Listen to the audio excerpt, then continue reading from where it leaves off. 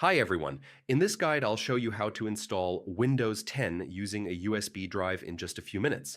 This method is perfect for setting up a brand new PC or reinstalling Windows on an older one. Start by opening Google and searching for Microsoft Software Download.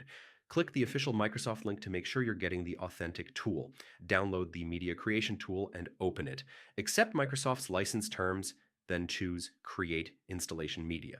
From here, select your Windows 10 edition, language, and whether you need 64-bit or 32-bit, depending on your PC. When asked, choose USB flash drive instead of ISO file. Make sure the USB has at least 8 gigabytes of free space since everything on it will be erased. The tool will now download Windows 10 and create a bootable USB. Once it's done, safely eject the drive and insert it into the PC where you want to install Windows. Restart the PC and enter the boot menu by pressing keys like F2, F10, or delete, depending on your system. From the menu, select the USB drive as the boot device. The Windows setup screen will appear. Choose your language, enter your product key if you have one, and select Custom Installation. Pick the unallocated space on your drive to install a fresh copy of Windows 10, and that's it.